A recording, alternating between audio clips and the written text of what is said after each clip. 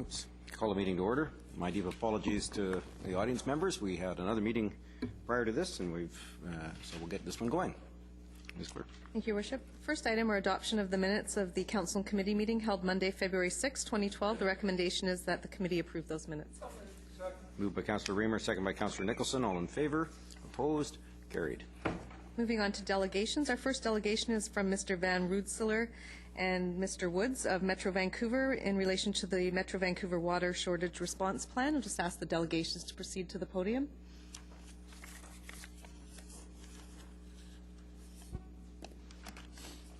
Good day, gentlemen. Thank you. Yes, I'm just going to do a short presentation on the new lawn sprinkling regulations. What you have on the screen right now is the Metro Vancouver Action Plan for 2011, which included an action by the board for staff to look at options to revise sprinkling regulations, which in fact we did undertake and did do.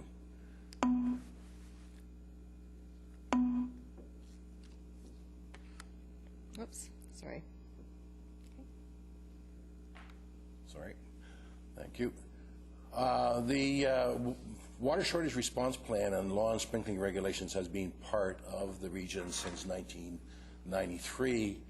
And basically what that does is it helps to manage Metro Vancouver's water demand both during the summer months, of course the hot months, and during emergency situations.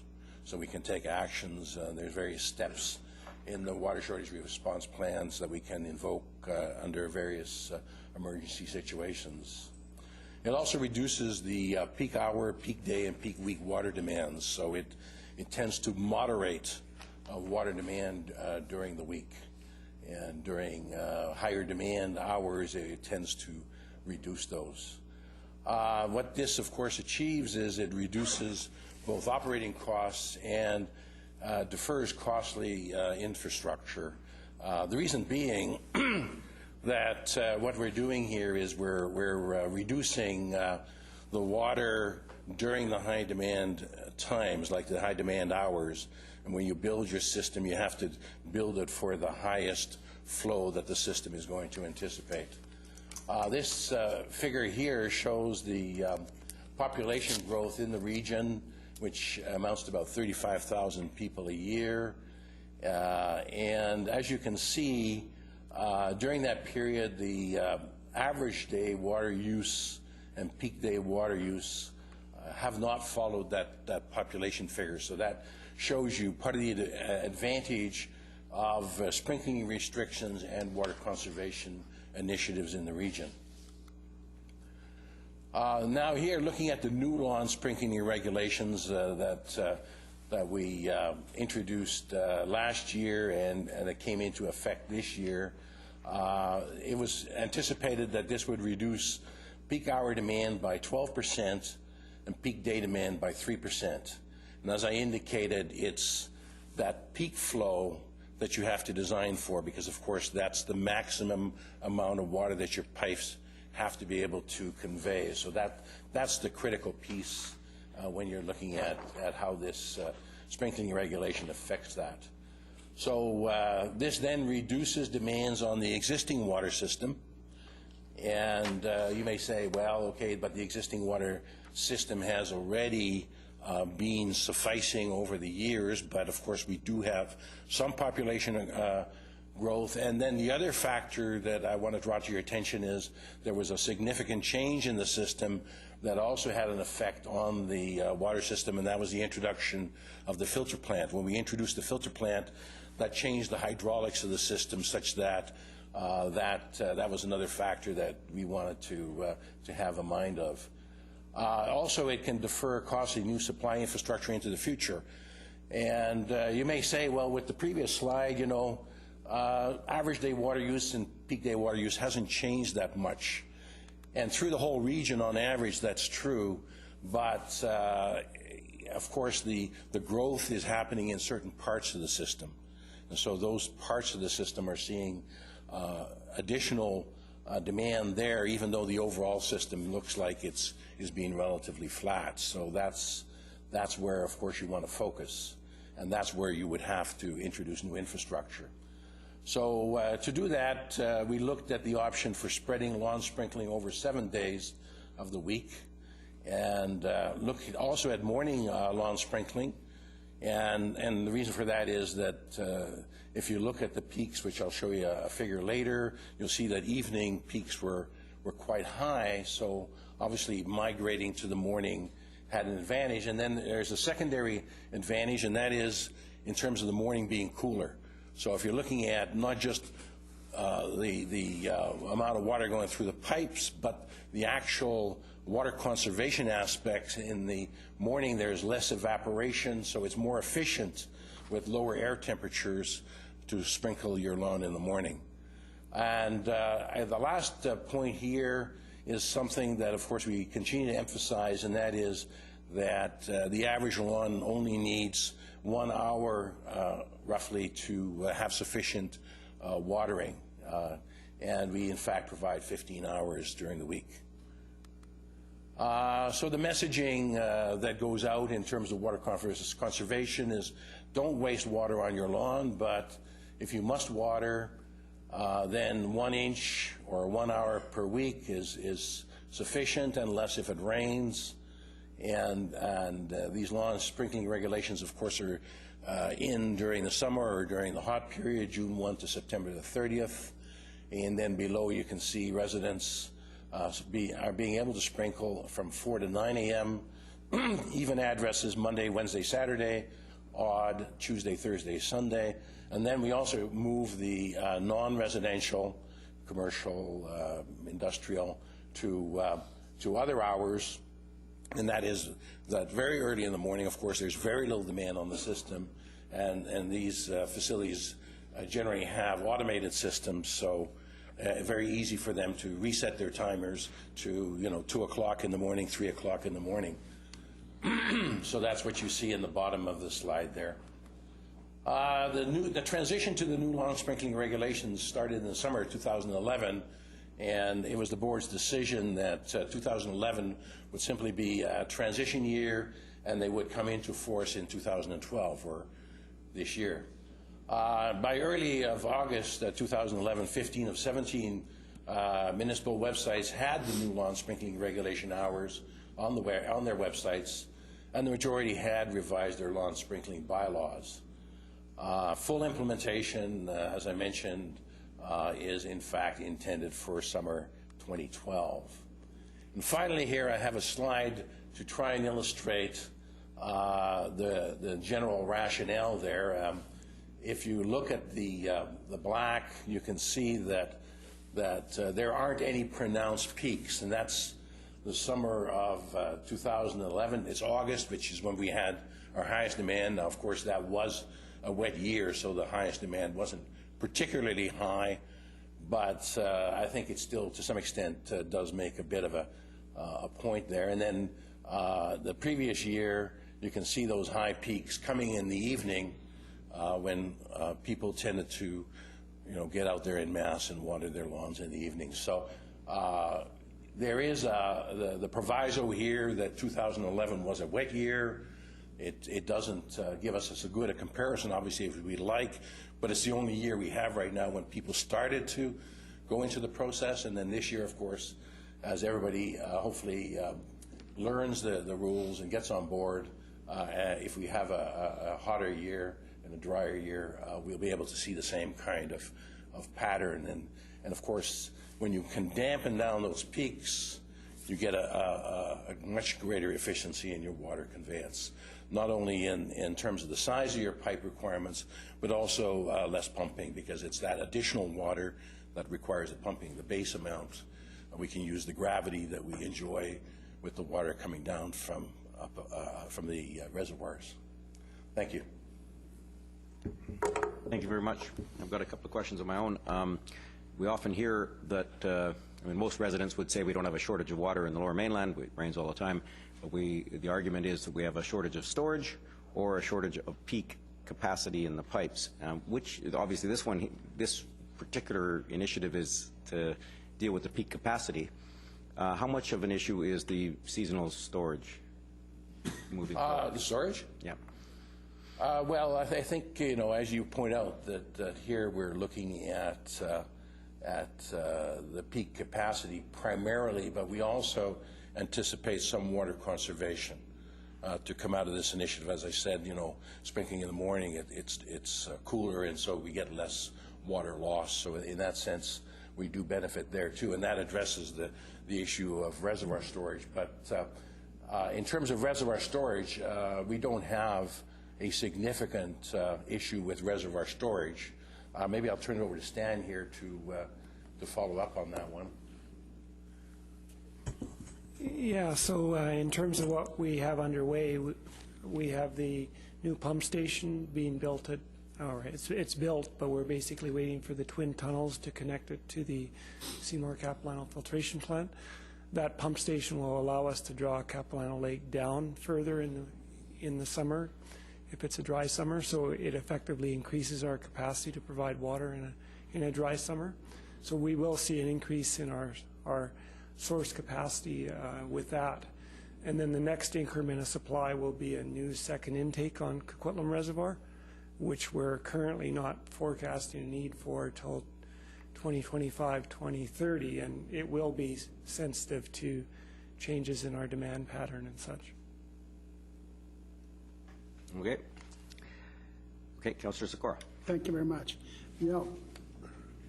The hours that you set, in theory may be okay, but realistically, it's you can't work it. The fact is that there's many people that shift work graveyard shifts. You take the nurses, the police. Many people work graveyard shifts, so they couldn't possibly water their lawns at all with the hours that you've got. It's not realistic. You got 4 a.m. in the morning. The people that are 4 a.m. in the morning, who's going to get up at 4 a.m. in the morning to water their lawns? You make it 1 a.m. to 5 a.m. You'd conserve more water because there'd be nobody watering their lawns. So, it's in a way, the way you put it, it sounds good, but it doesn't fit. It doesn't fit any community because certainly, you have no evening watering whatsoever.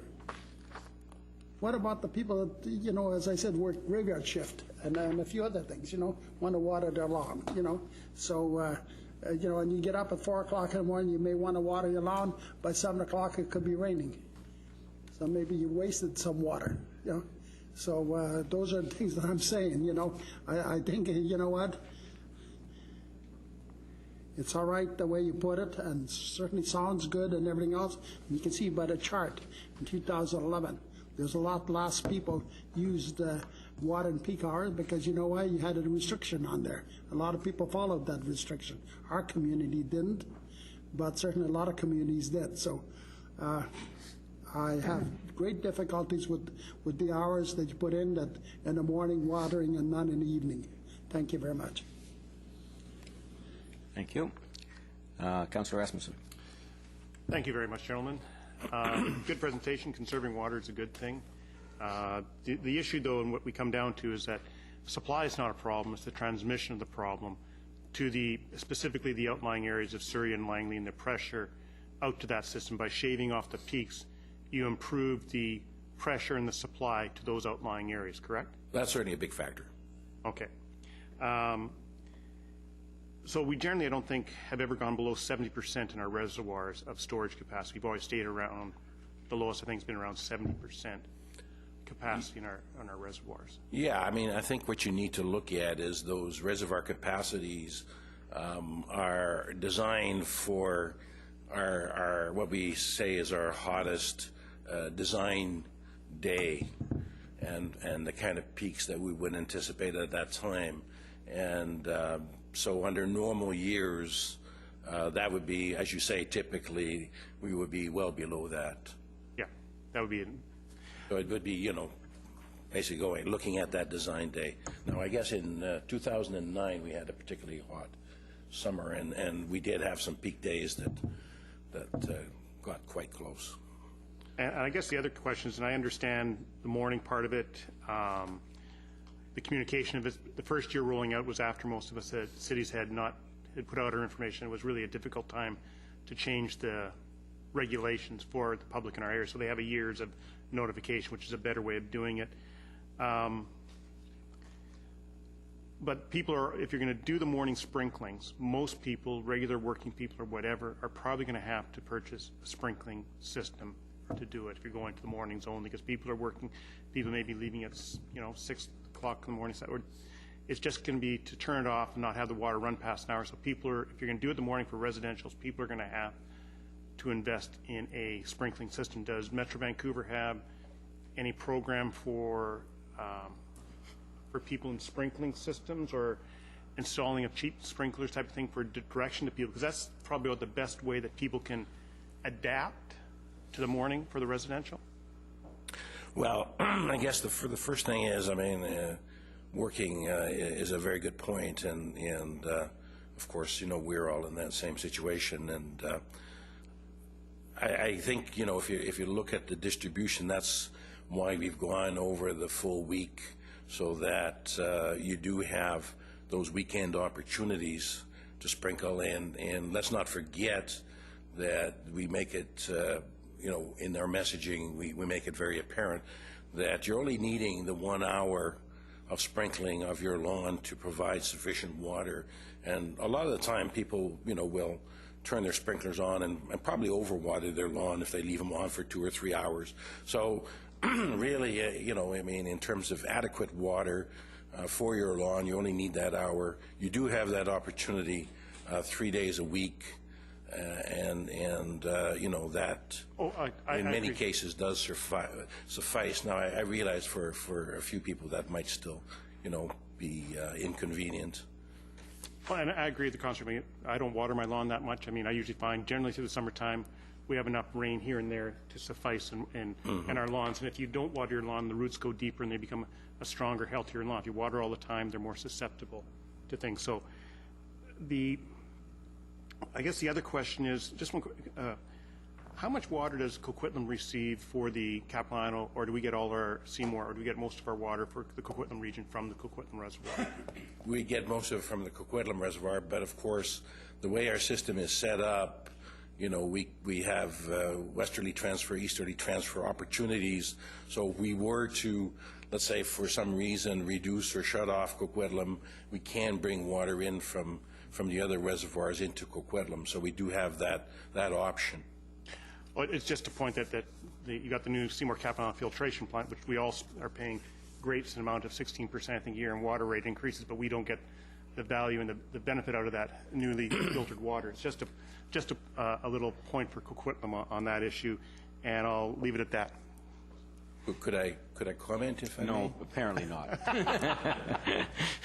Go ahead. I live in Coquitlam, actually, I know. and I think if you look at the quality of water that we enjoy from the Coquitlam Reservoir, it's huge. I agree with you. I'm just saying that the amount that our taxes are going up for our residents don't get the beneficial. The Vancouvers get the beneficial. Ah, okay, sure. Okay. Your point, yes. Thank you. We're paying extra so that Vancouver can have water as good as ours. That's right. Okay, Councillor Reamer. Thank you. Well, my understanding is that Southwest Coquitlam does get their water from the Seymour plant. And I'm wondering if staff could please clarify that for me. Mr. Suzak. Thanks, Your Worship. I was just looking at Dana, and he nods and he confirms that, yes, we get it from Seymour. Thank you. So many of our citizens are receiving from both. So I just wanted to clarify that point. My question is, and I was really concerned about this when staff brought this water shortage response plan to us last year, and I was concerned about the practicality of the hours, and Councillor Sikora has also alluded to that today. So my question is, for the 15 out of 17 municipalities who tried this out in 2011, what was the citizen feedback on it? Do we have any idea? Well, and I think we've seen your staff report, and they actually include some information there. But and we have had lots of discussions with municipal staff on this issue. So, and of course, 2011 was a generally wet and cool summer. But people find a way. I mean, you got to remember that one thing we looked at when we were looking at changes to regulation, Abbotsford changed their regulation to only allow 2 hours, 6 to 8 in the morning Right. for 2 mornings a week. And people who wanted to water their lawn found a way to do it. With respect to the issue of working people, you know, we all have jobs, but quite often you have a situation at home where someone could get up at 7 o'clock in the morning, let's say, turn on the lawn sprinkler, either turn it off when they leave for work if they happen to be home for an hour, or someone else can turn it off an hour later. So there's ways to make it work, and you only need to water for 1 hour. So if you're willing to get up at 8 o'clock on a Saturday or Sunday morning, you can water for 1 hour and you're done for the week. So it is inconvenient to a certain extent, but the benefits for the system are very significant. No, I completely understand that. And my question was geared more if you've heard from citizens in the other municipalities that have taken this up about it. Yes. By and large, it looks like most of them probably comply, and you probably don't hear anything about it, but that's my question. Well, certainly we hear and we get comments from people. Often it's a question about, you know, how can I make it work for me? So certainly the comment about hose timers is one, for example. So you can buy a hose timer that you can use for a portable sprinkler. So you can put your sprinkler on your lawn the night before. Okay. The hose timer will turn it on and turn it off. You can buy cheaper hose timers where you actually physically turn it on and then the hose timer turns it off. But so there's things like that. But even if you don't have a hose timer, I mean, someone in your house might be up between the hours of 4 and 9. And so you don't need a complete sprinkler system. You just need to get a hose timer, essentially. That's correct. Okay, thank you. Or let your lawn go brown. Councillor Robinson. Yeah, I've got moss. It's green year-round. It's fabulous. It doesn't need to be watered or anything. What I'm hearing is that change is hard, and so what we're asking residents to do is to do their share. And I remember when seatbelt regulations came in and just the outcry and the outrage, and now we wouldn't really think twice about it. So it's really, I think it's the change process that's challenging. We had the same thing with recycling. When recycling came in, it was now people are going to have to separate it out, and that became a huge burden. And then you get used to it, and you figure out your system. And this is another one where people have to figure out their system. But I do have a question that has to do with the outcome that we're looking for, which is to conserve water, and given the population growth. And when I think about how our planning department is looking at incorporating the extra 100,000 residents in Coquitlam over the next 25 or 30 years. And we're looking at higher densities. We're looking at, there'll be fewer lawns. There will be, there's less yard that we're having in our housing. We're generally doing higher density apartments, that kind of stuff. So we're not talking about lots of lawns, but we're getting, we'll have a lot of population pressure on our water system. And so my sense is that this is a very tiny little piece that we can do of a much bigger, I hope, water conservation component, because I think that's the bigger, right. So are there other things that we're looking at beyond this? Because I think that once those with lawns that aren't moss and who get benefit from watering, you might be able to tackle that, but I don't know that this issue is going to be resolved by just allowing people to water 1 hour or encouraging people to only water 1 hour a week during those months. Clearly, I mean, our communications people are working with the municipalities on different communication strategies on water conservation. Certainly one thing that we have had in place, and I know Coquitlam is part of, in terms of toilet rebate program, is low flush toilets. And if you look at, in terms of household water use, where household water goes, that's a pretty important piece.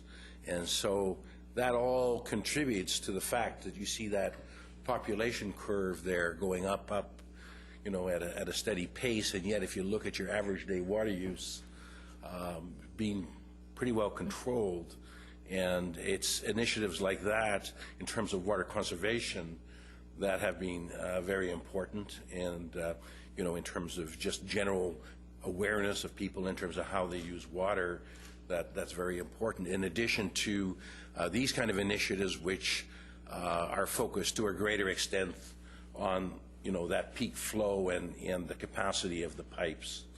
Okay. Thank you. Thank you. Councillor Hodge.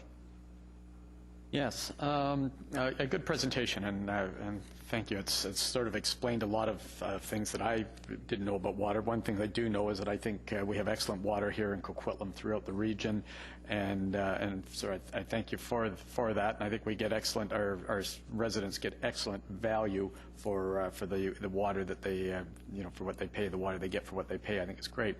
I do have a couple of concerns looking at this chart. How much of this average use, the daily average water use, has been constricted, basically arrived at by the fact that the pipes have not gotten bigger since 1985? I mean, is this the case of we've put water conservation programs in to save water, or is it basically we've had to put the conservation measures in place because we can't get any more water through the pipe anyway? Is it just basically a case of that's how much water we can deliver, so it's never going to spike no matter what we do? No. I mean, this is where, if I can go back to the other figure, there you have last year, you can see those spikes, and those spikes, as you can see, are considerably above your daily average. And in fact, we're conveying water during those hours. They haven't found that you've had hours there where the tap runs dry. So in actual fact, we do have that capacity to deliver. It's just that in terms of planning and moving forward into the future, and as I said, the introduction of the filter plant and so on, to try and minimize the need for expensive new infrastructure, we're looking at some of these options. But infrastructure is going to be required. We cannot continue on the growth, you know, rate that we're at as a region without putting in some more pipes. At some point, we're either going to tell people you can't water at all, and by the way, you can't flush your toilets at this certain time. I mean, or you can't wash your dishes. That'll be the next thing, is that dishwashers can only be run. So I'm just wondering, at what point are we going to hit the critical capacity where this is going to go beyond sprinkling restrictions? No, I think you're right. I mean, obviously, reasonable use of water is what the message is, and that's what the facts should be. And in those areas where we're obviously experiencing very large growth, you know, like Surrey, Langley, and out in those areas, we still have to obviously build necessary conveyance into those areas. Whereas in other areas where the population is relatively stable, there might be some densification occurring, like in Vancouver. That's where, you know, contributing to that leveling effect. But our growth, the majority of it is on the Coquitlam water system, the Coquitlam reservoir. So that's not really impacted because most of the growth is coming off the Seymour-Capilano pipes, which is South Surrey. So although we have some on that system, most of our new growth is on a system that has adequate water right now. Is that correct? Yes, and getting back to your earlier question, or as I understood it, certainly if you go back to 1985, the Metro Vancouver system, we added considerable capacity and piping to increase our ability to get water from Coquitlam to the region, not just Coquitlam, but also out into the region. So if you go back to 1985, we had very limited ability to get water from the Coquitlam reservoir out into the system. We built what's called the Westerly Transfer explicitly for that purpose. So there was a real big building boom in the sense of the Coquitlam source between sort of 88 and sort of 1994, 95 sort of time frame. And we have been increasing our capacity over the years. But as was mentioned earlier, there is still considerable growth in the outlying areas. And so we still have a number of growth projects because we have to take water from the source reservoirs all the way out to the outlying areas. Right. In answer to your question about the decline in average day demand, that's not at all limited by the infrastructure. That's just people using less water. There's no, I mean, the lawn sprinkling regulations have helped to reduce, but or an average winter day, people are using less water because of low-flow toilets and water-efficient fixtures. Yeah, and I think we have to move that way in conservation. It's just one more part of protecting the resources that we have. I do know that, as the councillor mentioned, change is tough. I see these being particularly tough on our seniors. I think to expect seniors to get up at 4 in the morning or even 7 in the morning to get out to water their lawns, I think that's where the real tough thing. Most of the new homes, many are being put with sprinkler systems. I have a sprinkler system. I just change the timer. I can set right when I want to water. I have a rain gauge that shuts it off if I'm away. So, I think that's a good system. You can get the hose connections, which I think is good. They can be a little complicated to set up. Has there been a program, have any of the other cities gone to a system where they've bought them in bulk, made them available to residents, maybe even showed people how to set, or even hand them out pre-timed with something? Have we gone to that route? Have we done it? I don't know. I mean, I've got my own built in, but I do use the portable ones that you buy for $40 down at Revy, and they work great, but you have to get them set up. My experience is that none of the municipalities have gone that route yet, but certainly they have water saver kits and toilet rebate programs and more general water efficiency. And we could do this the same messaging possibly. And such, but hose timers have not. Good, thank you.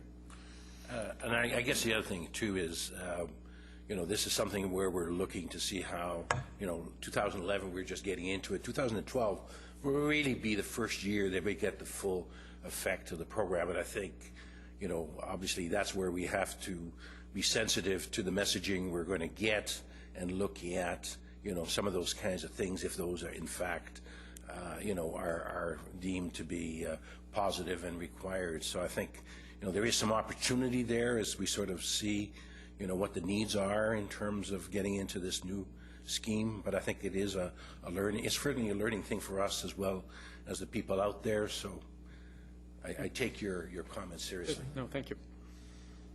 Thank you. Councillor Nicholson. Thank you. So this effort, it all revolves around impacting residents. What can residents do to reduce their water usage and help to solve this potential supply problem? And I have a sort of a string of questions that connect together, and I'll give them to you all at once. And you'll have to try to remember the first one by the time I get to the last one. So I have no idea what proportion of our water usage is industrial, commercial, processed water, and whether that's a sector that we should be looking at to consider what they can do to help solve the problem, and whether we are doing some things. One of the things that occurs to me is if you look at some other utilities, electricity, natural gas, historically, in solving, providing an opportunity for users to make their own choice about solving that problem, they've traditionally provided two levels of pricing for interruptible versus non-interruptible supply. So if you're prepared to, you want cheap water, you have to be prepared to turn the tap off on the 15th of August when the reservoirs are getting low, and that kind of thing. And I don't know whether any of those are being considered, or whether that level of usage is so insignificant compared to our residential that it isn't worth the time to look at. Thank you. Well, I guess the first thing I just wanted to mention is, as we showed in the one slide, for non-residential, we have different watering hours than we do for residential. So, in fact, we are looking at non-residential users and trying to get them to provide some of that management opportunity. In terms of pricing, Stan, you want to talk to the pricing piece? Well, and maybe just to answer your question about the percentage of water that's used by industry and commercial and such. So in this region, and it's not that different in a lot of other regions, we're about 57% residential and about 30% industrial, commercial, institutional. And we have a little bit of agriculture in there as well. So we're about 30%. And like Albert said, we do have different hours for the non-residential sector. So business parks, et cetera, that might have a combination of lawns and shrubs and such, they often have in-ground systems, automated in-ground systems. They water at different times. That's part of spreading and different days, so that's part of spreading the demand out. So we have looked at that. In terms of pricing, within our regional system, Metro Vancouver sells water to municipalities, and then member municipalities set the prices to the individual consumer, be it business or residential. So we haven't looked at that type of differential pricing.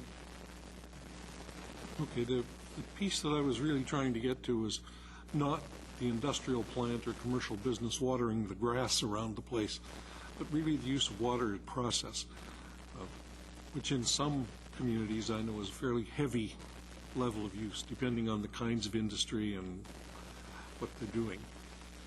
And I think Stan was sort of referring to that in the sense that he was saying that that direct pricing is between the municipality and the particular customer. It's not. See, Metro Vancouver is a wholesaler to the municipalities, so we don't actually set that kind of approach with different customers like residential or other. If I could answer that question, traditionally in the Vancouver area, because of the historical low price of water, residential was not metered. There is no ability to transfer off time of day pricing in a smart meter kind of way to our residential customers because traditionally it's not been metered. Some municipalities are going through voluntary metering programs, but traditionally it has been thought that the cost of the metering program and the cost of reading the meters is not yet justified, and these kind of systems of just regulatory are an easier way of dealing with that.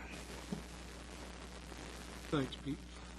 Okay, well, I'll try one more time. Do we have any sense of how much water is used in processes? Not for flushing toilets in the factory or hand washing stations. Yeah, so the 30% that's used by industrial, commercial, institutional, about 15% is what you classify as industrial. But that also includes business parks, and that it does include indoor water that's used for toilet flushing and such.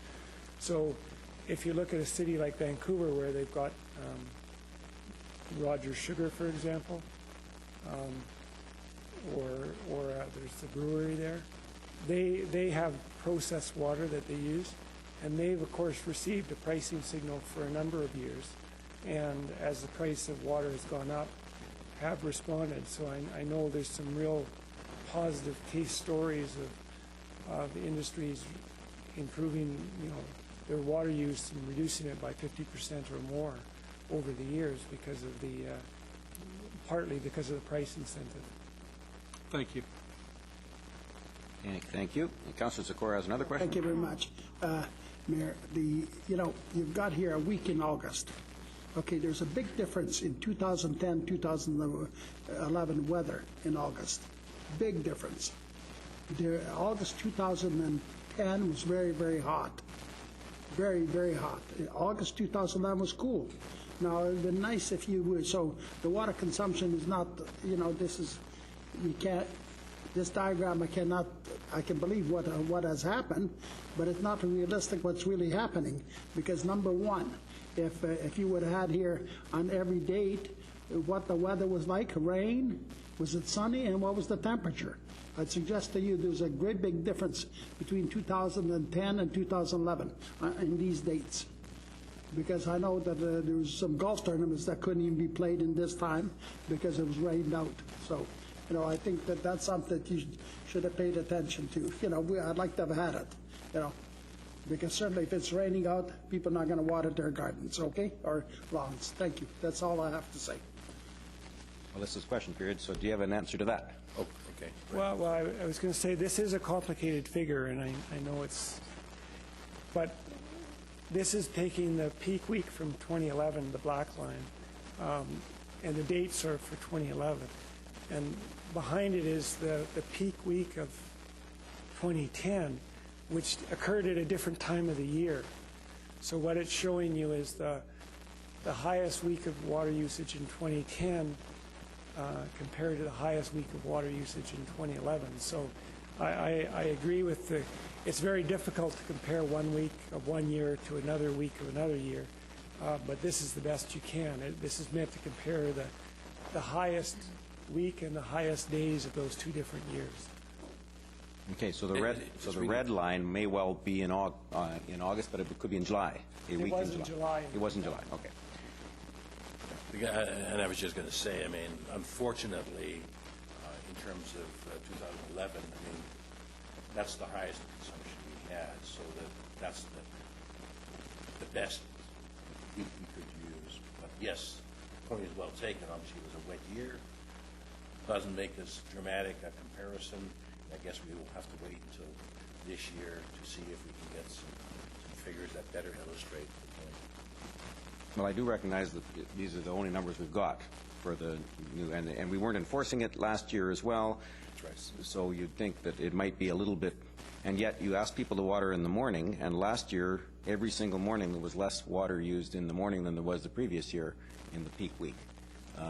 So I'm, you know, it was an anomaly, and I recognize you can only use the data that you got. So, Councillor O'Neill. Yes, Councillor Nicholson raised the issue of industrial, commercial use of water, business use of water.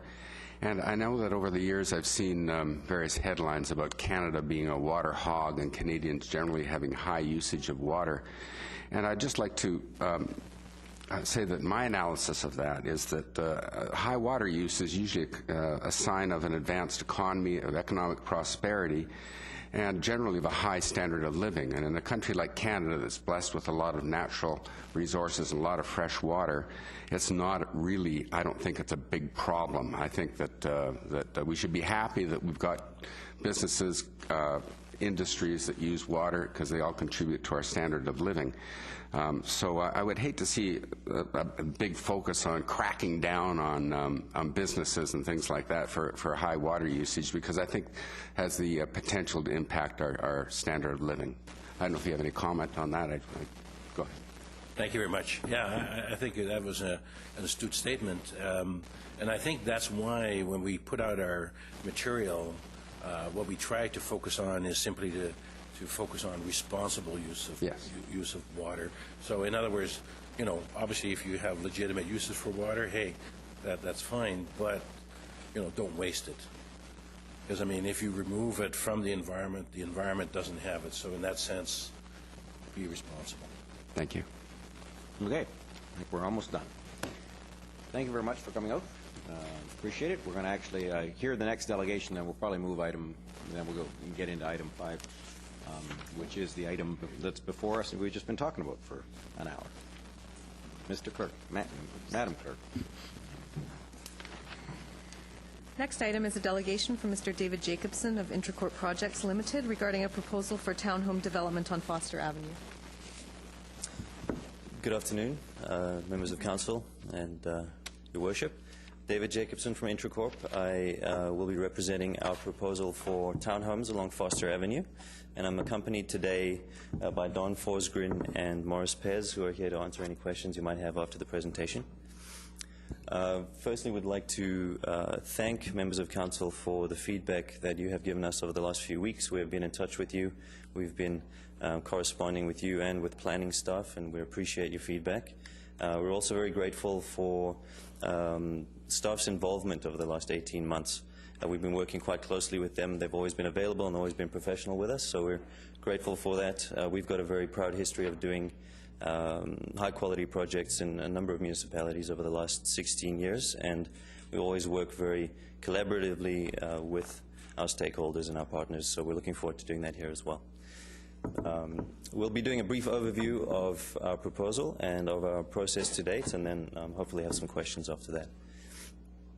So the location that we've proposed for townhomes consists of 18 single-family lots along Foster Avenue, and that is between Whiting Way and Aspen Street. The process to date, essentially we began assembling these properties in June of 2010, and typically what Intracorp does is we'll consult the City Hall, will consult members of the community before we start doing any of this work. We'll consult neighborhood plans, and at that time, as a company, we were confident and comfortable to start talking to the neighborhood about assembling these properties. We've had numerous inquiry meetings with staff, December, March, and May of 2011. First pre-application came into the city in April of last year, and we had a neighborhood information meeting that June. We were asked to submit a follow-up pre-application in June, as well as a second neighborhood information meeting. There was a conflict with the Canucks playoffs at the time, so we wanted to make sure everyone had their opportunity to come and see what we were proposing. We received some comments from planning, the development review team, in June. We did make a presentation to you, to committee, last July, and we've since met with staff a number of times, with the general manager of planning in November. Just last week, planning introduced their interim policy framework for the Coquitlam neighborhood plan update, and here we are today with our brief presentation to you. A little overview of where the sites are located. So it's right on the Burnaby-Coquitlam border, area known as Coquitlam, as you're familiar. It's about a 12-minute walk from the existing Lougheed SkyTrain station, and about a 7-minute walk approximately from the new location of the Coquitlam station, and that'll link the Evergreen line. It's also at the intersection of 3 neighborhood plans. So Burnaby Lougheed Town Center Plan, the Coquitlam neighborhood plan in Coquitlam, and then it is actually located in the Lougheed neighborhood plan. Zooming in a little bit, you can see that there is future medium and higher density development planned for the north side of Foster, and the Coquitlam neighborhood plan update process is intended to deal with upcoming and ongoing development in that neighborhood. And then the Lougheed plan, up until this point, there isn't any update process foreseen in the near future for that. The existing context is quite interesting. Currently along the area of Foster that we're dealing with, we have a lot of aging single-family homes, rather undeveloped or underdeveloped single-family lots. And then adjacent to that on the north and the west side, we have existing multifamily, and we also have upcoming new multifamily. That rendering on the right is actually a Mosaic's Foster project, currently under construction, I believe. And so our proposal is essentially to locate a townhome form, which is a contextual fit, we believe, in this specific location to deal with the fact that you have existing and new multifamily across the road. You have existing and established single family to the south and the east, in a form that blends into the neighborhood and introduces a lot of amenity and green space to this community. So the existing multifamily and the existing single family could be blended with this smaller scale, intermediate scale, or transitional townhome form. We did a quick analysis just to demonstrate that, in fact, 3-story townhome heights are not too dissimilar to what a new RS1 single family home would be in terms of its scale in the neighborhood. Further to the east on Foster, if you've driven down there over the last few months, you'll see where you move away from North Road, there's a lot of new single-family homes being built on these very large lots, and these are multi-million-dollar homes most likely. So what we see as an opportunity here is where the multifamily zone is next to transit and next to the corridor, we could really introduce something that is essentially missing in Coquitlam, which is the townhome option for people. So again, we're talking about a transitional form of density. You can see right now, this little diagram illustrates that with multifamily on one side and single family on the other, Foster is really seen as a dividing line, and I think it's really important that we recognize it's an opportunity to actually blend these 2 neighborhood plans together. I know this is a conversation we've had with planning staff a number of times, and they tend to agree with us. The form of housing that we're proposing for this site is townhome form, 3-story townhome. There are a few lawns in here, but essentially what we're proposing is a more sustainable community with access to green space, front doors, eyes on the street, and a neighborhood character that really is about ground-oriented living. We've consulted the community. We have had 2 meetings with them. We also early on set up an information website where people could consult on news and upcoming meetings and events, and also get directly in touch with me, the development manager, on any questions they had. We also held 2 of those neighborhood information meetings, as I mentioned. 54 people came out to those meetings in total. Of the comments we received, 85% of those comments were in favor of what we were proposing. The benefits and opportunities, I'll just highlight a few. There is existing infrastructure. There's also new infrastructure coming to this area, and I think that we need to focus on what housing density can do to support that infrastructure. Affordable ground-oriented housing is livable, it's desirable, and it helps to build communities. There is a current need for multifamily housing choices in this location. There is potential for a lot of new apartment housing on the north side of Foster. There are currently a whole, I think there are 210 units of housing being built right now across Foster, which was Mosaic's project. And those are all apartments. Those are smaller apartments. There's an intermediate form of housing that is needed here for young families and young professionals. This is an opportunity to create a purposeful edge or a transition between one neighborhood plan and another one. And we really think that this could actually be a demonstration project if we could work with staff on this to actually see how we could deal with these transitional edges. It's not a one-off. You're going to get a lot of these edges when you start updating community plans, especially with transit and transit-oriented development. And we see this as a good opportunity to create a form of housing that could actually deal with that connection. So as mentioned, we began work on this about 18 months ago. We've been through neighborhood consultations. We've essentially received some support from the community. Our pre-applications were submitted and reviewed by staff. Unfortunately, we were recommended to be included in the adjacent Coquitlam neighborhood plan update process. That was July 2011. And we did feel strongly that we had an opportunity here to move the project forward, work with staff, and so we committed resources and we extended land contracts as much as we could to see that process through. And we're really looking forward to the interim policy framework, which came out last week. Unfortunately, over that 8-month period, it seems that these sites in particular that we're working on are not going to be included in the interim policy framework. So our understanding of that means that we won't be able to move forward with a proposal or a rezoning application OCP amendment for another 1 to 2 years.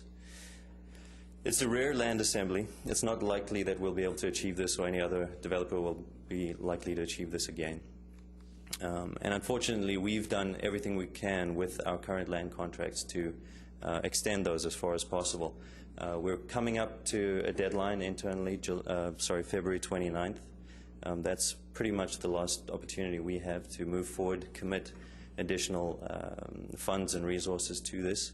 But unfortunately, with the insecurity we have on timelines, we're not really able to do that. So what we're here today is to do is to ask committee for the following.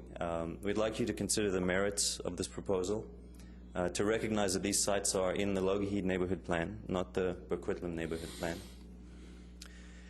We'd ask that you recommend staff remove these sites from the Coquitlam neighborhood plan update process and empower them to move us through a standard rezoning and OCP amendment process underneath the Lougheed neighborhood plan. That's my presentation, and we're available for any questions you might have. Thank you very much. It looks like we have questions from Councillor Sikora. Thank you very much. Looks like a very, very nice proposal. Thank you very much. How long did you start in 2010 in June? How long did it take you to assemble the land? My understanding is that we had most of the properties tied up within 6 months. Within 6 months? Yes, and there were a few outliers that we had worked on towards the middle to end of last year. So by the time we made our presentation to committee in July of 2011, we had about, I think, 80 or 90% of that assembly tied up, I believe. Okay, so you're looking forward to probably getting it into the public hearing area. That's our biggest concern right now, is that we won't get the opportunity to bring it forward as an actual proposal. The way the Coquitlam neighborhood plan process has been set up, we've been included in it, and the delays associated with that aren't able to be managed within our current land contracts. And we aren't able to officially bring a proposal forward for public hearing and consideration by council. So it could well be excess of 2 years before you get going on it. That is the timeline we're looking at, and we, as I mentioned, unfortunately, we don't actually have more than another 10 days before we have to make a go, no-go decision on this. Okay, thank you. Thank you very much. Councillor O'Neill. Yes, on that exact issue, I had a question, because the February 29th deadline you said was an internal deadline. Is this actually a deadline when your land contracts with the current property owners lapses, or you'd have to renew them or make a decision? What we've been doing is we've been working with as many of the landowners as possible who would negotiate with us to extend deposit timeframes and to extend deadlines for subject removal. And we've been extending that over the last, it'll be a year now since our first extensions were put in place. And eventually, you know, as you go through this process, more funds have to be committed and allocated. And without referencing numbers right now, when I say an internal deadline, what that really means is a number of those subject removals coinciding on the same day, and it's a point at which we feel we may have overcommitted since we don't actually have any certainty to move forward. So if we ideally were able to move forward with a rezoning application, for instance, and it could be taken in through process, we would feel confident enough to make that next step and make that next commitment. Thanks. Yeah. Thank you. Councillor Reid. Thank you. Well, I've been away for a few weeks, so I forget a lot about this proposal. How big are the units? They range in size. The smallest would be about 1,200 square feet, and the largest would be about 1,600 square feet. So anywhere between a 2-bedroom and den home to a 3-bedroom and den, which could also be a 4-bedroom home. And in that way, we anticipate that would be serving the broadest range of people in their stages of life. Mm-hmm. And you put a picture of the complex up, and you had a lot of lawn showing in the front. Mm-hmm. Is that actually how it's going to look, or I can go back to that. Do you have a development like this already built somewhere in the Lower Mainland? Yes, we do.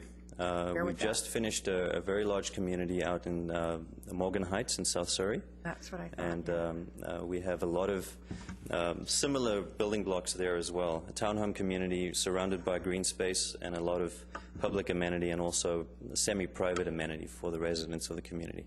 Okay. So what you see here, I don't think I have a laser, but what you see here is those townhome blocks arranged in a way that they address the streets.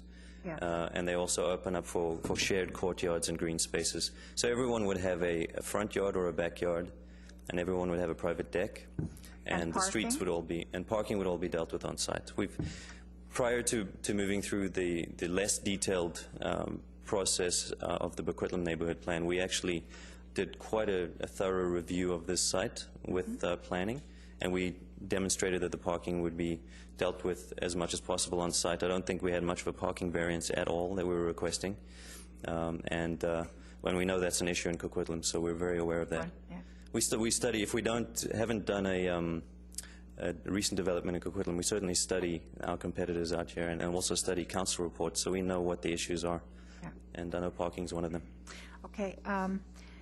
Right now, these are 18, I assume 18 single-family lots? That's right. And you're going to go to how many townhouses? 123 is on the plan that you see right now. Thank you very much. And your height is going to be, is the ground floor going to be in ground at all, or is it? No, it's at grade level. At grade. Okay, and I had one more question, and I can't think of what it was right now.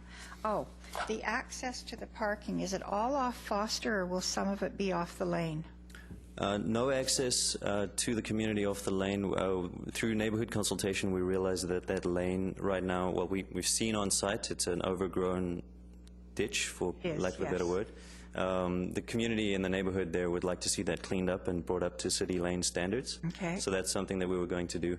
And we didn't want to increase traffic in the lane. So what we are thinking of doing is actually creating some parallel parking inside our property line along the lane that would be paved and landscaped so that that could actually be visitor parking, for instance. So only visitors may come and park there and then walk with pedestrian routes through to the community. And my last thing, although it's a little premature to ask about form and character, but the exterior, this used to be my old neighborhood, and it's our golf course area, which is, you know, a fairly substantially wonderful neighborhood in the community. The exterior finishings on these, not vinyl? We haven't got to that level yet. We'd really love to, so we can start talking about character and form and design. What have you got in Morgan Creek for exterior? We have a combination of brick and hardy plank siding, some shingle hardy siding, and then vinyl too. In certain areas on these townhomes, for instance, where the buildings face each other, where no one sees that corner, we tend to want to use vinyl so that we could use the richer materials on the street side and on the front entries. But that's a detail we can definitely get into. For me, it's an important detail when you're looking at something like this. This is going to be the border between a fairly high-end neighborhood in Coquitlam and absolutely and the transition piece. So, if it's in Morgan Creek, I'd be quite happy to look at it in Coquitlam. Thank you very much. Thank you. Councillor Reamer. Thank you. I drove around this area last Friday afternoon. I drove around and around and around. This is all the 500 block of Foster. Is that correct, or is some of it 400? There's actually a city lane. I'm not sure if that's what you're referring to, but there's a city lane which you'll see. Well, I won't go there. I don't think you'll be able to see it. I'm not certain if the 400 lots are included. But I think it's all 500. It's all 500. Yeah. Okay, that's great. Thanks very much. It does seem that the 500 block in this particular area was kind of the dividing line between it and single family, which started up in the 600 block. And I went right over to the transit station in an effort to figure that out. So I actually think that this would blend in quite nicely. Thank you. Thank you. Councillor Asmussen. Well, thank you very much. You know, the project is two different areas we're dealing with here, and I'm not going to really get into your project. I don't think that's the issue that we're really talking about. It can be look nice and what it is. It depends on, and we've talked about this, about the edges of our community and starting in a neighborhood plan that this isn't called for within the plan, and the impact on the neighborhood and those people in there without a plan in place. That's my concern. We've had issues in the neighborhoods and people complaining about developers just sort of keep extending the envelope of where they're going. We could say, if we let this go, somebody say, well, it's on the edge, the next property's down Foster, to connect in, right? So we've talked, and that's my concern about this, is how the public sees us and how we treat them and how we develop within their consultation included with this. And so that's my concerns. I support and I like the policy. Now, the interim strategy or outside of the interim strategy. And so you would have to wait a year to year and a half, possibly. But there is possible ways of getting extensions on these properties. It's not impossible. It's something you can look at with the people in that area if you want. Development and everything in business is risk-reward. So you go into an area, you know it doesn't fit what the neighborhood plan calls for. You assembled the land prior to coming to the city, correct? No, I believe the assembly was happening concurrently with discussions. But you with the started city. assemblies before you got into the city, really knowing where the city's position was.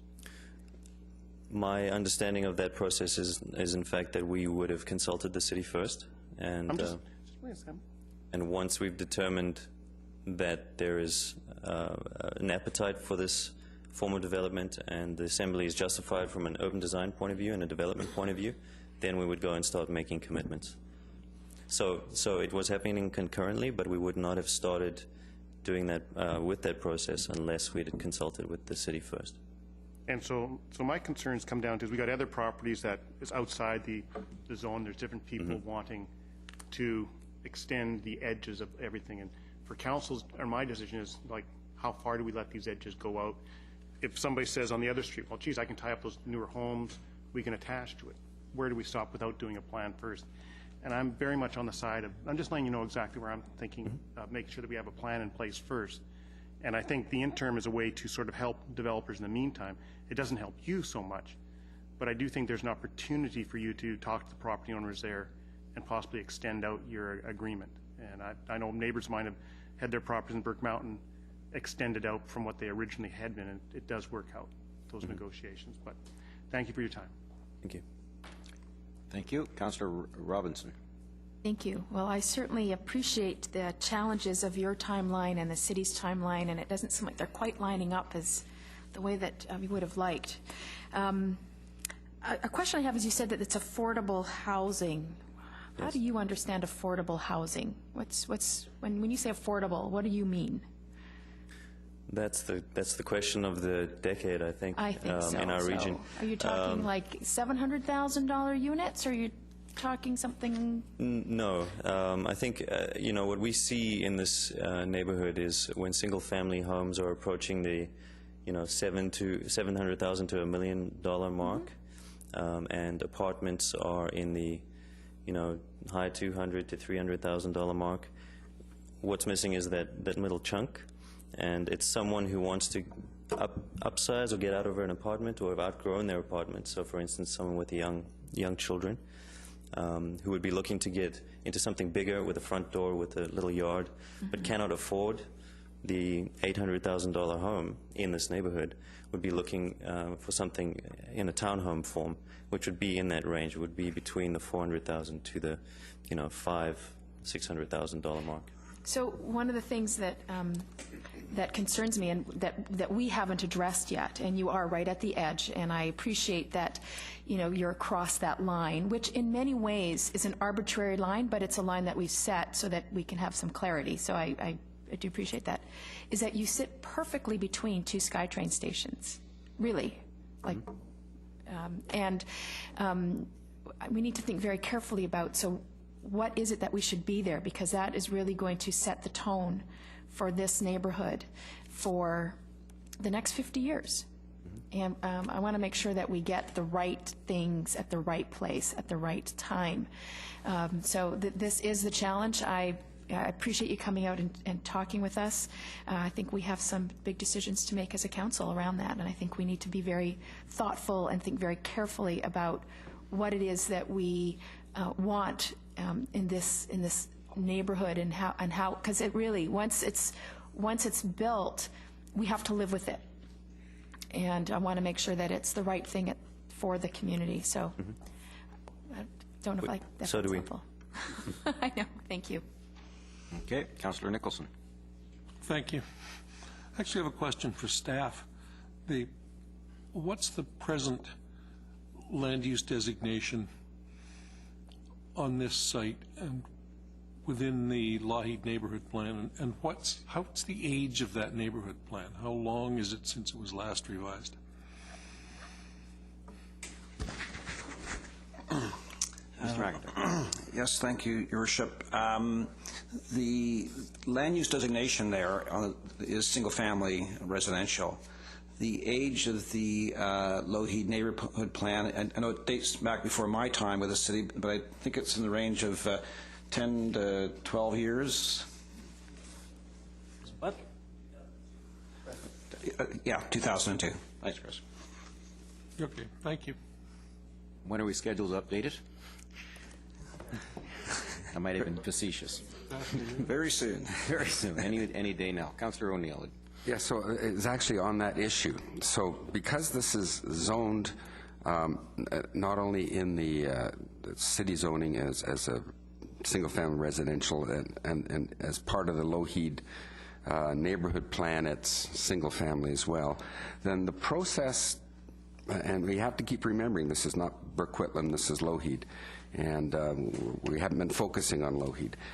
The process then, if we were to want to put this through and approve this, would be we'd have to amend the Lougheed neighborhood plan. Do we have to amend the entire plan at that stage? This is I'm a rookie city councilor here, so and what sort of process is involved in that to amend the neighborhood plan? Your Worship, the Lougheed neighborhood plan is part of the official community plan, which ultimately at the end of the day is council's land use plan. And so it would be an application to amend the OCP land use designation for this site from single family to multifamily townhousing or whatever. So it would be a land use site redesignation. We'd have to look at if there's some related or accompanying policies around that would also have to be addressed. So it'd be through that OCP amendment process. Now with the rezoning, you would get into the other raft of issues, around the impacts of traffic and transportation and infrastructure and servicing and so on and so forth. But ultimately, it would be an OCP amendment for that site to change it from yellow single family to orange multifamily. So when the presenter here is talking about this site being a transition, perhaps, between the medium density to the north and the single family, which would be to the south, he's actually sort of talking about how it might kind of fit into the neighborhood plan that way, to sort of be like a transition barrier or something like that. It seems to me maybe that's what he's addressing. Now, in the rezoning, in the change to the Lougheed neighborhood plan, there are public hearings there, correct?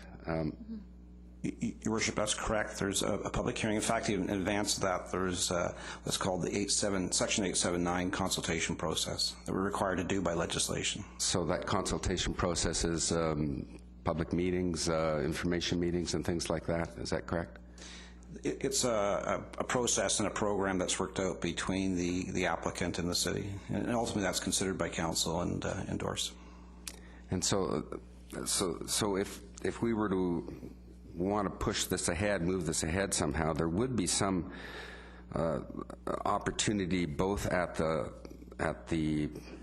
level of amending the Lougheed neighborhood plan for public input and for consultation, and then there's the actual specific rezoning that follows that, correct? And then that's another round of consultation. Is that right?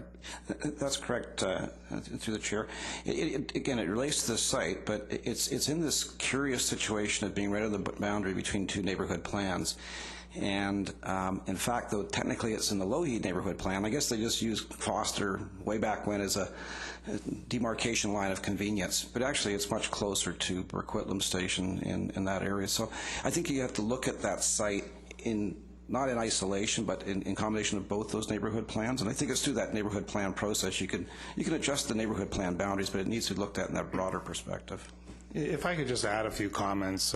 We've been struggling with this in terms of work program for the area planning group, and there's pressures in all areas of our city right now. And we do understand that the coming of the Evergreen Line is a game changer for this community. And what we've been struggling with is, does the traditional area planning process make sense for the Evergreen Line boundaries? So what we're discussing, and we would like to bring back to council in the not too distant future, is the concept of an overlay on top of the traditional area plans that would be done before the area plans that concentrated on the Evergreen Line route and would focus on high level issues like what is the density that is appropriate in proximity to which station and those kind of things. So rather than talking too much about the area plans, which I think are going to be later than this Evergreen Line overlay, we need to be thinking about that. The problem that this company has is they have land use contracts that are timed in weeks, and there is really no way any of those area planning process can progress fast enough to give them the certainty that they would, in an ideal way, want. So they have to make some risks and that kind of stuff. From my perspective, the burning question for me is I do not want to underdevelop this site, given that Evergreen Line is billions of dollars investment in our community and is supposed to be a real game changer. And as someone said earlier, whatever is built here, this community has for 50 years. And this is our opportunity. I think it's a wonderful site, and if I was giving the development company advice, which I'm not, by the way, but if I were, I would be trying to do whatever I could to keep their interest in this land intact through extensions or whatever, because it's a wonderful property, and looking down the road, there may even be a better proposal than this. But we're at a really difficult time right now to make those judgments, and so that's where the concept of an interim assessment sieve or measuring tool would be provided, because we are having interest in not only this site, many sites in this area, and we have to keep that in mind. And how far should that interim measurement tool go? When we challenged Jim and Raul to come up with a tool, and they have shared that with the development community, it was narrower in scope and did not include this property. It's, of course, up to council if they want to expand that. We will have to be reporting back to council on that tool in terms of how far it should go. But the initial advice from staff is that there are too many potential development pre-applications out there, and we would be spreading the planning staff too thin, and they would be scattered in too many directions right now, and we should be doing that planning process in a more holistic manner along the whole line. And that would be done before the low-heat plan ever would be done. But at least will give us some guidelines in terms of density and parking requirements and the transportation networks and those kind of things. So I'm not sure if that's helpful, but that's some comments from my seat. Well, it certainly clarifies the issue before us, because what we see is a wonderful-looking development with increased density, adding affordable housing. That's sort of, in a way, the small picture. But what you've told us is the big picture. And it's up to council to decide whether or not we want to look at this individually as this wonderful development that a lot of time and effort has gone into it, with community support from around just the little community, the surrounding community, 85%. And that's the issue that we struggle with, whether we go with that or whether we take a broader view and say that, well, we've got much bigger issues to deal with, and I guess that's why we get paid our big bucks to make those decisions. Thank you. Thank you. I actually wanted to, first of all, you don't want to hear a compliment about whoever assembled this stuff, because I know what it's like, and this is an unbelievable assembly, and I would hate to see it go to waste. Nonetheless, we're challenged not with that issue, but a whole bunch of, and it's been explained, the timing is, for Coquitlam, this next decade, in the next year, is going to be incredibly busy. We have a whole bunch of work that we're all trying to make sure happens properly and appropriately. So that's going to be our challenge, trying to figure out whether that diligent process that we need to embark on for everything else can be massaged to include something like this. So that's the challenge before us. So, and I know lots of people want to ask questions, because this is questions of the, and we're going to have to get on to the rest of our agenda. So I've got 4 speakers remaining: Robinson, Reid, Sikora, and Hodge. Councillor Robbins. Thank you. So if I understand what staff are recommending, we're going to be talking a little bit more about in terms of this idea of an overlay.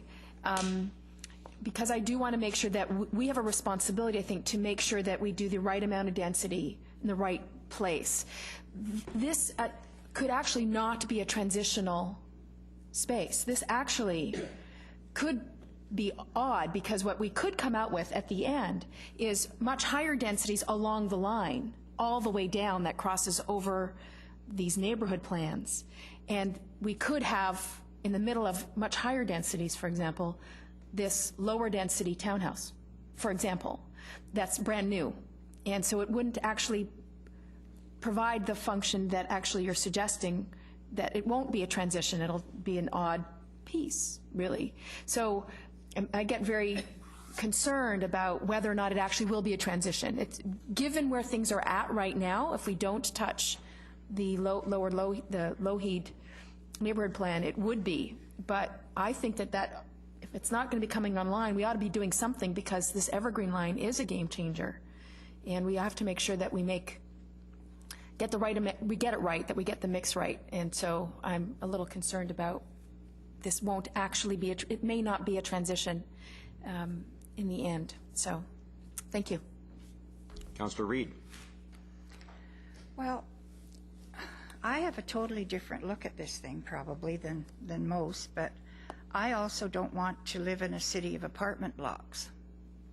And from Coquitlam, which will have 5 high-rises on it, when we get down here to where Foster is, and the 2 or 3 or 4 blocks along North Road and Clark where Foster is, they're all already zoned now for, thank you, for, I guess they're all mostly RM3, so they can go up to 8 or 10 stories now. And I don't think that it's going to be any surprise that right across the street in Burnaby, 8 or 10 stories just going to be peanuts. They're going to go up 20, 30 stories right along there. So we're going to have just a corridor where the SkyTrain is of apartments. And then we get into, and I was just checking, the mayor kindly just looked up the streets. But the Roy Stibbs School is in the middle of a very beautiful neighborhood in the Appian Way neighborhood. And then we have Ivy, and then there's Ebert, and then it would be where this transition piece would be. And somehow we're going to have to give ourselves some of these transition pieces. The one thing we're missing, whether this is the right site or not, I guess is up to our planning expertise, but we need some townhouses. We need some higher end townhouses. We need places where these folks can go. I don't have a house that's $500,000 or $600,000 in central Coquitlam that we could sell to anybody. I mean, they're just not out there. They're like hen's teeth. We need to have some of these transition pieces. Mayor Stewart made the comment how difficult it is to assemble a whole block of houses. You betcha. And if they walk away, then it's going to get two-bitted down to 2 and 3 stories, and I don't want to see applications coming in for developments that are not contiguous, one development that we can make look like it's going to fit in the community. Now, across from this site, I see that we're looking for all multifamily, which is probably going to be apartments because of the way the lots are, unless someone does a huge land assembly in there, we're going to just have more and more apartment blocks. So we have a lot of work to do. I quite like, and I think I know others around here like what you've got going, and the timing, of course, is just absolutely wrong. I really think that we need to go away from here today and sit down with our staff and have a really good look-see at this site, and try and get back to you as soon as we can with sort of a yay or nay. I mean, but we need to sit down and look at this. This is the kind of housing that we need. This is definitely the land use that we're lacking in that area. There's no doubt about it, because there aren't any. So I thank you for that. And I guess my view on this would be to take this away and sit down with staff and have a really good session on it, because I don't know where to go from here. The Coquitlam neighborhood plan, we definitely have to have a good look-see into this whole area. As Mr. McIntyre says, this is a funny little spot because we're right smack in the middle of all the good stuff we want to do. But I want to see more townhouses in this area. I don't think we're underdeveloping. I think we need to be developing other forms of housing rather than apartments. And that's the scary part. Thank you. Thank you. Councillor Sikora, questions? Yeah, thank you very much. I like that development. I think it's a great one. You know, we can be talking about, you know, look, you talk about affordable housing. What is affordable housing? I mean, you can reach all over the place, because it could be a $200,000 that's not affordable to a lot of people.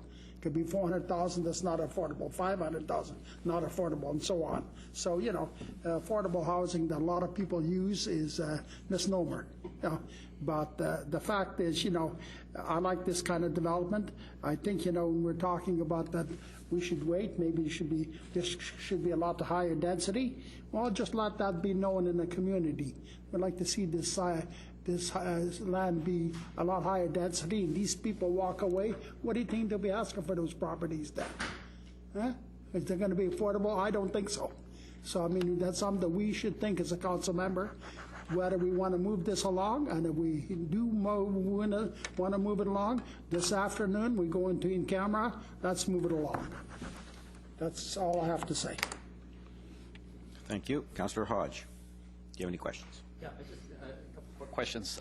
Going back to the previous slide, what is across the street there? You mentioned, I think it was another development that's going in at the moment. North or south? It was, Yes, Councillor. Yeah, okay, the bottom corner. That's the mosaic. Well, apartments. But they're a low level, so then you're going to be transitioning from that into what is it right now is town as single. Okay. And my next question is at this point you've got the land assembled, time is ticking. There's obviously, regardless of which way we go on this, whether it's the Coquitlam plan or the Lowy plan, there are still a lot of hurdles to go through this down the road. This is just the start of a long process. So you're not going to get it done in 10 days. What is it that you're asking from council? Are you looking for a nod? I mean, obviously, there's a long process to go through, but you're looking for some kind of a commitment. But we give varying commitments at varying stages through the process, as Councillor O'Neill said. So what exactly are you asking for that will meet your commitment to keep this parcel together?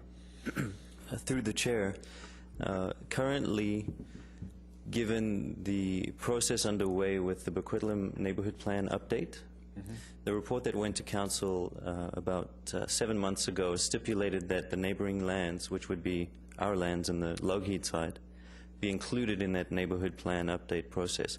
What that results in is we're actually not able to submit a rezoning or OCP amendment application. These sites, processing of these sites have been held in abeyance. So what we're asking to do, and you're right, the big hurdles are still to come with regard to public process, public hearing, getting through rezoning. We just want to have that opportunity to come in with a formal rezoning application, OCP amendment application under the Lougheed neighborhood plan and not be tied in with the Coquitlam neighborhood plan update. Good. Thank you. Thank you very much for coming. We don't have a decision to make today, but we have some discussions to have. Thank you very much. Thank you. Yeah.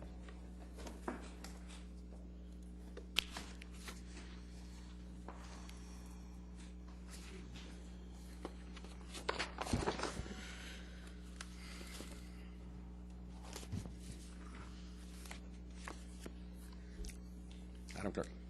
Item 4 is a report of General Manager Planning and Development related to Development Statistics Series 2011. The staff recommendation is that the committee receive the report for information. Moved by Councillor Sikora, second by Councillor Reamer. All in favor? Opposed? Carried unanimously. Item 5 is a report of General Manager Engineering and Public Works regarding the 2012 Water Conservation Program. The staff recommendation is that the committee receive the report for information. Second. Moved by Councillor Asmussen, second by Councillor Sikora. Councillor Nicholson. Just trying to find the note that I know I posted on here. But relying on my memory, I think it says financial implications or nothing at top. We talk about hiring some students for the summer. Actually, you find your notes. You find your notes. I did want to go back on. I do have them. You do have them. I do have them. I did want to go back on the previous report and acknowledge, on behalf of council, the staff work that went into that package, because we've done an awful lot of work there, and it is evident. And then we simply receive it, and that's the end of that. It's no. Council does want to express its appreciation for the work that went into that. And the reason we could vote so quickly is that we all spent hours going through it. I all kinds of useful information. Actually did. It put me to sleep twice. Thank you. So Councillor Nicholson. The report says we're going to do a whole lot of things in terms of an outreach program. Updating publications, advertisements in local papers, advertisements on bus benches, and employing 3 seasonal auxiliary students. And so when I read that, I wrote budget beside it. Where's the money coming from? And then I turned the page and it said there are no financial implications associated with this report. We just talked about doing a whole lot of things, none of which are free. And I find this puzzling. So where's the money coming from? How much is it going to be? Apparently staff are going to do it on their own time. Yeah, thanks. Thanks, Your Worship. The city has historically had a water conservation program utilizing TFDs, I believe, summer students. This is funded out of the water utility. We could get the numbers, via memo or whatever, but it is a funded program. In addition to those water conservation officers, we also have water-wise kits that we distribute to folks for better hoses and what have you. Okay, so the funding is in this year's budget, presumably was in last year's budget. That's correct. And the activities last year were similar? Exactly similar, yes. Thank you. There we go. Thank you. Councillor Hodge.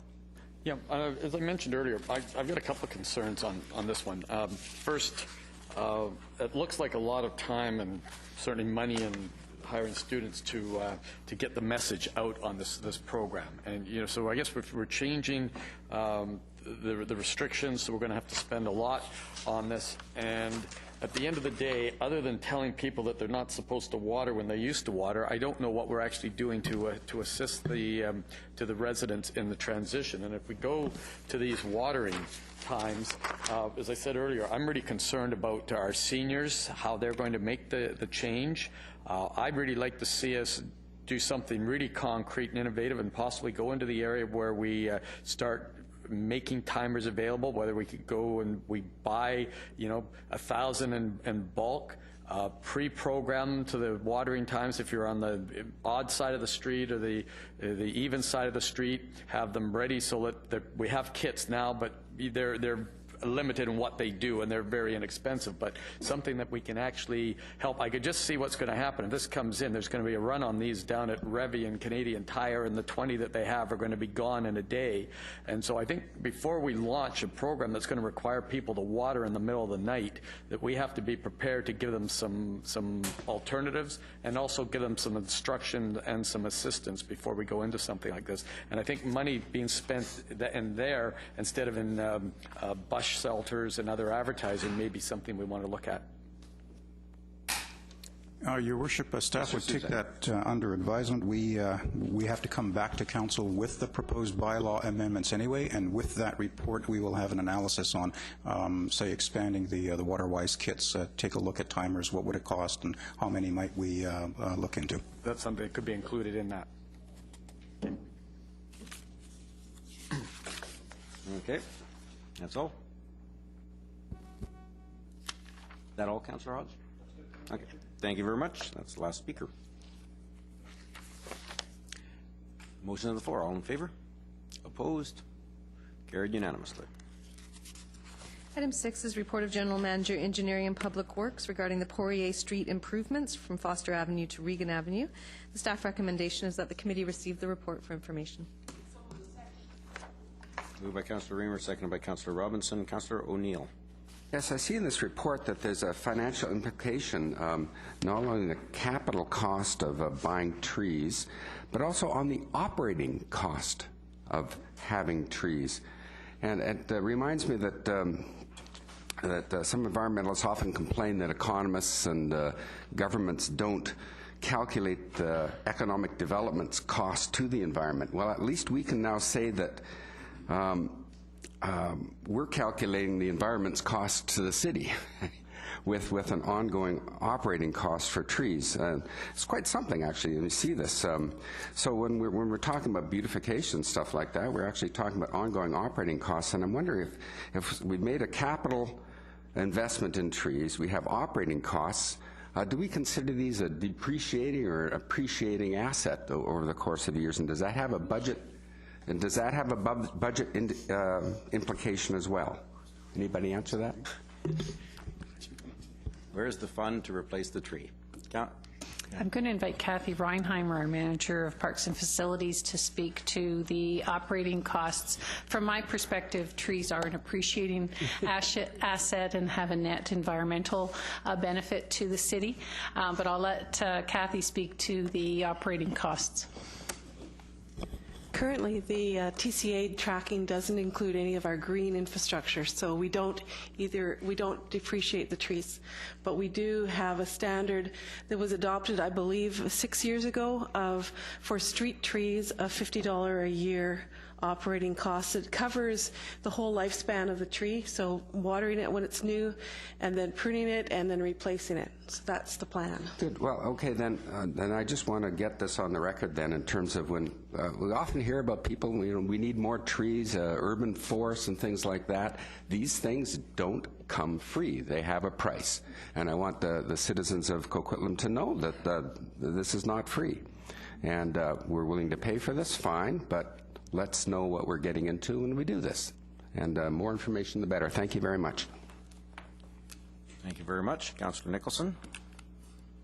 Thank you. Thank you.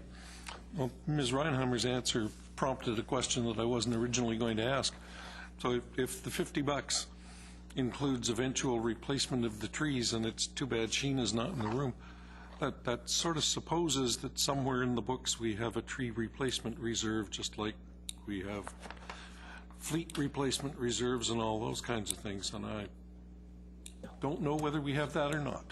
No, we don't. Sorry, through the chair, we don't at the moment, but this is a kind of industry standard number that hasn't actually been tested through its whole life cycle. But currently, of course, we're only talking about street trees, so trees within the road right-of-way. And as they need replacement through either loss to vehicle accidents or to natural decline, we are replacing them out of this operating fund. Right. Okay, thank you. And the last one is just the last sentence of the report, which again, we're back to the operating cost of the trees, says will be submitted to next year's capital budget. The capital budget, really? Your Worship, that's a typo, the financial plan. Thank you. Thank you for catching that. Councillor Reid. Thank you. I know how you all love it when I go on holidays and come up with some other new harebrained scheme, but traveling in Arizona, it was really interesting what they're doing with all their boulevards now. They've now done them in just different designs in rock, different colors of rock and stuff. They still have the trees or some kind of shrubbery or big grass or something. And I liked it. It looked nice, but more importantly, I don't think the maintenance was anything like having lawns on all these darn places.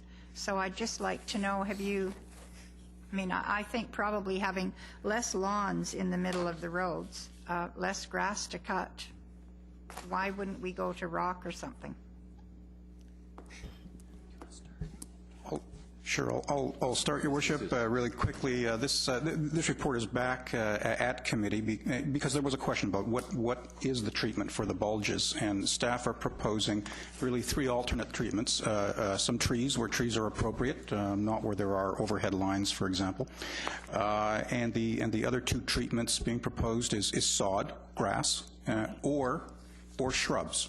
Now, the shrub option is really a drought-resistant type option, and our thought was to leave it to the abutting corner lot homeowner to determine would they prefer to have drought-resistant shrubs or would they prefer to have sod and grass.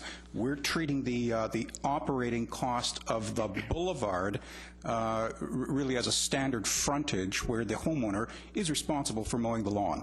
We're coming from the perspective that those homeowners would mow that little patch of bulge that might have some grass, or that they would come along and water the shrub if necessary.